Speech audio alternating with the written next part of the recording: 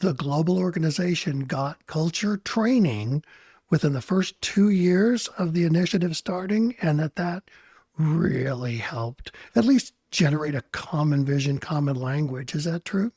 That is true. We picked about 50 of our top leaders, which would include the country leaders, to go through the training first. And the training wasn't like, sit at a computer and watch something for an hour. It was in person. You had to share what's important to you. You had to share what you don't respect in others and how they operate, and really align to common goals for this culture creation for the organization.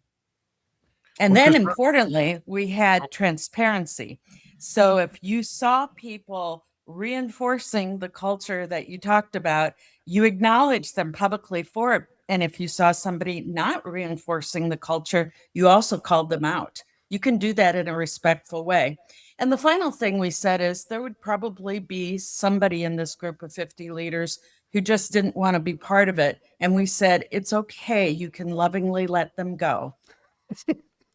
Sorry, I'm laughing with you.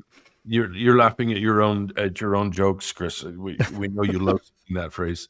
So, Kris, as you started down this path, what tools other I'm sure you guys did surveys and you talked about the training, but as you really dove into this, were there days where you just said, you know what, here's what's working about culture change to help us drive real culture change, sustainable culture change, and here's what's not working?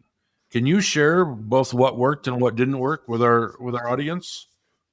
Sure.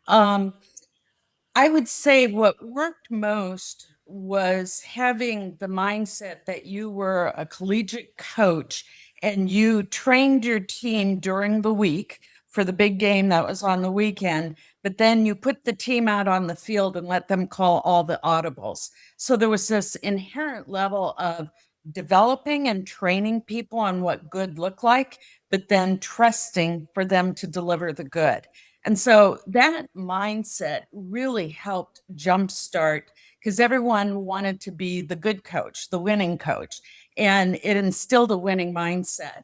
Um, the things that didn't work is if you did the training in isolation with your own group of people, because every subgroup in an organization has their own culture. And if they aren't mixing and interacting with people from other cultures, you don't get to see the whole vision of what's possible. And we very quickly learned that we couldn't just have a training session that involved only finance people or a training session that only involved the China team. It had to be cross functional and cross cultural. Well, if I can interject, one of the things that I loved about you all coming together with the basic vision of win as one team. And that was underscored, coached, it was expected, it was measured.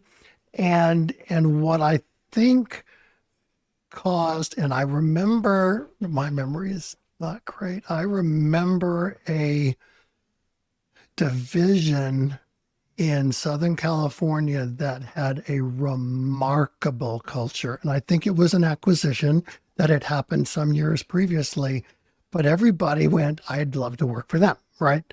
And so I think there was some, degree of people being willing to consider this, because they really did have an in-house, maybe it was just a little kind of separate plant, but they loved working together. The customers loved them. They were very proactive in developing innovative solutions, containers, as I remember, that hit the market. And so there was a bit of that. If you can move people from, maybe not all the fiefdoms moved in, but the win as one team really seemed to help you gain momentum. That is correct. And yes, that team in Southern California had engagement scores before we did all the cultural training that was 40 to 50% higher than the rest of the organization. And the really great news is at the end, they still had high engagement scores, but the rest of us had caught up. Yeah. Thank God for that. That's actually quite remarkable.